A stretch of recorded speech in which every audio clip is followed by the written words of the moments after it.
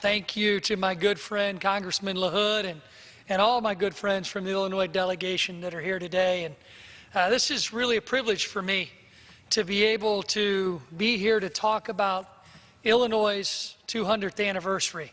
You know, it's our home state. It wasn't always my home state.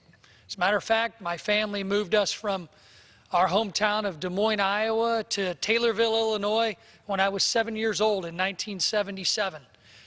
Taylorville was a new experience for me, but it was a home that we established. My parents were able to achieve their dream of owning their own business, which gave my family the chance to achieve the American dream. And it was right here in Illinois. It was in our home state that celebrates our 200th anniversary. You know, Taylorville is a place where my wife grew up, and it's where we choose to raise our 3 children. But it's also my proud hometown, and I love to talk about it because it's where I grew up, but it's also where so many things have happened where because I've taken this job as a member of Congress, and this opportunity, I've learned a lot more about my hometown. And a couple of highlights that I want to bring out. One, of course, was Taylorville's basketball team from the 1940s still holds the IHSA record. I believe they were 45-0 with big-name players like Johnny Orr and Ron Bontemps. Edward Mills Purcell was born in Taylorville and raised in Taylorville. He actually was the Nobel Peace Prize winner in physics. He actually created nuclear magnetic resonance, which is the backbone of what we know today as an MRI. It came out of my hometown in Taylorville, Illinois. And I am so honored that since 2013, I have been blessed to be able to walk this floor and serve with these great colleagues from our home state in the 13th Congressional District. And the 13th Congressional District goes way beyond my hometown of Taylorville, stretches in 14 counties. And one area I know that has been talked about tonight is Springfield, the state capital, Lincoln's hometown. And I got to give it to my colleague, Mr. LaHood. Yes, he represents more geography that Lincoln represented in his one term here in Congress. And Ms. Bustos represents part of Lincoln's old district. I understand that. But as somebody who represents Lincoln himself in Lincoln's tomb, I think I represent Lincoln the most. But what this tells you, this friendly rivalry that we 3 have, it goes to show you that in one term in Congress, and then his time as the president of our great nation, Abraham Lincoln took 3 members of Congress to follow in his footsteps in his one district. And there is no way any of us in this institution can follow in the footsteps of Abraham Lincoln. But it is such a privilege to know that we 3 share such history. And that's exactly why we're here today, to talk about the 200th anniversary of our home state.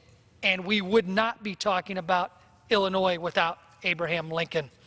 You know, Abraham Lincoln, there's a story and a statue in my hometown that has Lincoln and a pig. And the old stories are that Lincoln came to practice when he was a lawyer and complained about the pigs squealing under the steps of our local courthouse. So we in Taylorville honor Abe and his comments on the pig. Come visit, see the statue, and come celebrate Abraham Lincoln. Abraham Lincoln was a leader that obviously our nation needed at that time. We stand here in the House of Representatives and we debate issues that may seem important today, but compared to what our great President Abraham Lincoln and the members of Congress at the time leading up to our Civil War, the issues that they had to discuss and they had to debate, I believe history has shown us that we will never, and hopefully never, ever experience what those elected officials did in Lincoln's time. But it took the courage of Abraham Lincoln to actually keep our nation together and keep the stability and the growth of the great state of Illinois as part of this United States of America for 200 years. His leadership and ability to unite people is something I strive to do in Congress every day. And we certainly have a diverse state. And I want to highlight some of the things that Abraham Lincoln's probably not known for. Abe Lincoln actually was the inspiration for landmark legislation that he signed that created the Morrill Land Grant Act that gave us land grant universities, including the greatest land grant university that I joke with my colleagues about from throughout this great nation. The greatest land grant is the University of Illinois at Urbana-Champaign, which I'm proud to have in my district. As we move on to talk about important issues, I cannot leave this floor tonight without talking about the importance of agriculture in our home state of Illinois. And this past August, U.S. Secretary of Ag, Sonny Perdue, Chairman of the House Ag Committee, Mike Conaway, and so many members, including Congressman LaHood, Congresswoman Bustos, and others, joined me and other members of the House Agriculture Committee for a Farm Bill listening session at the largest outdoor farm event in the country, the Farm Progress Show in Decatur, Illinois.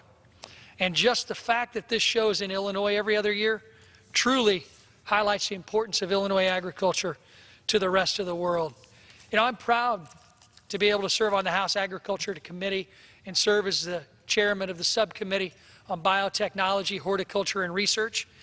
And when we talk about agriculture and our ability to feed the world, it stems right from our home state of Illinois.